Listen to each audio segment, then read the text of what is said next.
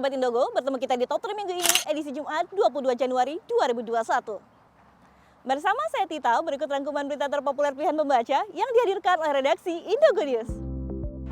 Berita pertama dibuka dengan kasus seorang TKI di Mioli yang menelantarkan majikan hingga ditemukan tewas tak bernyawa yang kini terseret kasus hukum. Seorang pekerja migran yang diidentifikasi berasal dari Indonesia yang bekerja sebagai perawat lansia di Kabupaten Miaoli, wilayah Taiwan bagian barat terseret kasus hukum. TKI tersebut menghadapi dakwaan pembunuhan karena dianggap lalai atas kematian seorang wanita Taiwan.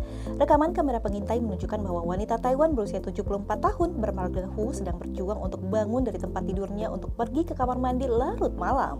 Ketika lansia itu terjatuh dan kepalanya terbentur di sudut tempat tidur, TKI yang bernama Mimi berusia 43 tahun itu dilaporkan tidak segera membantu lansia tersebut untuk bangkit dan hanya berdiri di samping Hu selama hampir 30 menit.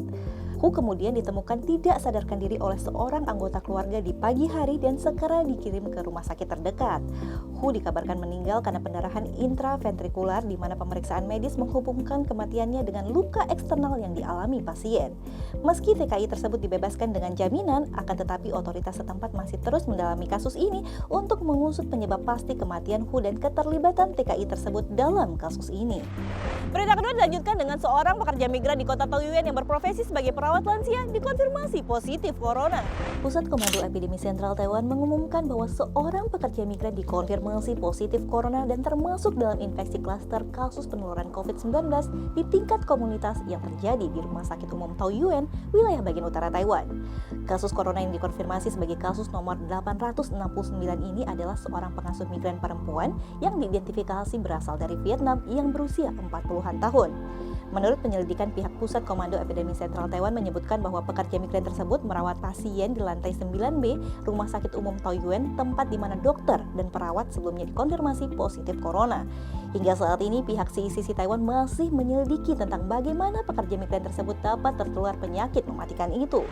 Berita ketiga yang ramai dikomentari netizen adalah berita mengenai otoritas Taiwan yang menawarkan donasi kepada warga yang terdampak gempa dahsyat di Sulawesi, Indonesia. Pemerintah Taiwan menawarkan bantuan kemanusiaan kepada para korban gempa yang melanda Sulawesi Barat, Indonesia. Juru bicara kantor kepresidenan Taiwan mengatakan bahwa Presiden Taiwan Tsai Ing-wen telah menginstruksikan Kementerian Luar Negeri Taiwan untuk menyampaikan ungkapan simpati dan keprihatinan pemerintah Taiwan kepada para korban gempa dan keluarga mereka yang terdampak bencana dahsyat tersebut. Presiden Tsai juga telah menginstruksikan Kemenlu Taiwan untuk menyampaikan niat baik dari pemerintah Taiwan untuk membantu pemerintah Indonesia dalam upaya penanganan pasca bencana. Menurut Badan Meteorologi, Klimatologi, dan Geofisika Indonesia, gempa berkekuatan magnitudo 6,2 skala Richter dilaporkan mengguncang Sulawesi Barat pada pukul 1:28 pada hari Jumat pagi. Laporan mengenai korban tewas insiden gempa ini masih terus bertambah karena banyaknya warga yang terjebak di antara reruntuhan bangunan yang ambruk pasca gempa. Demikian tadi rangkuman berita terpopuler pilihan pembaca yang tayang untuk Top 3 Minggu ini. Jangan lupa dukung kami dengan like, share, dan komen video ini. Terus saksikan Top 3 Minggu ini yang tayang setiap hari Jumat hanya di official channel Indogo.